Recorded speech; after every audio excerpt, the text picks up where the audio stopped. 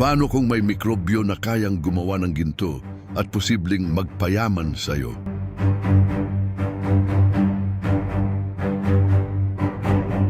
Sa kailaliman ng lupa ng Paracale, may mga kwentong hindi isinulat sa libro, mga lihim na hindi kayang hukayin ng simpleng pala. Dahil ang tunay na gumagawa ng ginto ay maaaring hindi tao. Tahimik ang gabi sa Paracale, ang hangin ay dumadaan sa mga lumang minahan at ang lupa tila may itinatagong lihim na matagal nang gustong magsalita. Sa ibabaw, abala ang mga tao sa paghahanap ng ginto. Hinuhukay nila ang bato, sinusundan ng mga bita, umaasang makatagpo ng kayamanan na magbabago ng kanilang buhay. Pero sa ilalim ng kanilang mga paa, may ibang kwento, isang kwento na hindi nakikita. Sa loob ng mga bitak ng bato, sa pagitan ng quartz at lupa, may nabubuhay na isang nilalang, hindi hayop, hindi tao, isang mikrobyo na kilala sa agham bilang Cupriavidus metallidurans. Tahimik itong kumikilos, walang ingay, walang liwanag, ngunit ang ginagawa nito ay higit pa sa inaakala ng kahit sinong minero.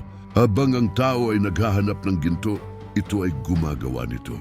Sa mga lugar na puno ng toxic metals, mga elementong kayang pumatay ng karamihan sa buhay, dito naman nabubuhay ang mikrobyong ito. Kinakain nito ang lason, pinoproseso sa loob ng sarili nitong sistema at sa isang prosesong tila hindi maipaliwanag ng simpleng salita. Nagiiwan ito ng bakas ng purong ginto. Hindi ito alamat, hindi ito haka-haka. Ito ay natuklasan ng isang siyentipiko, si Frank Wraith, na nagpatunay na ang ilang piraso ng ginto sa kalikasan ay hindi lamang bunga ng init at pressure ng lupa, kundi resulta rin ng buhay mismo.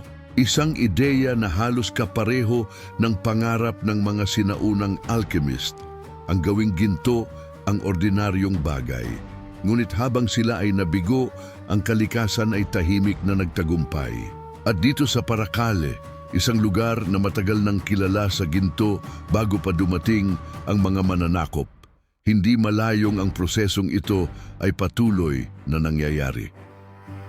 Habang ang mga minero ay sumusunod sa mga bita, naghahanap ng bakas ng kayamanan, may ibang nilalang na patuloy na lumilikha nito, dahan-dahan sa dilim at walang nakakapansin. Ilang piraso ng ginto ang hinawakan na ng tao na nagsimula sa isang mikrobyo.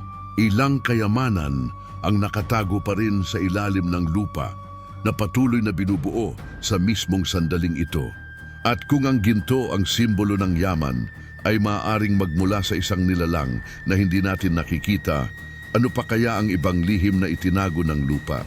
Sa huli, ang tanong ay hindi na kung saan makakahanap ng ginto, kundi kung sino o ano ang tunay na gumagawa nito. Kung umabot ka dito, ibig sabihin, hinabol ka rin ng misteryo. Sa tingin mo, hanggang saan ang kayang gawin ng kalikasan na hindi pa natin nauunawaan? Ibahagi ang iyong pananaw at sundan ang pahina para sa mas marami pang kwento ng nakatagong kasaysayan at lihim ng ginto.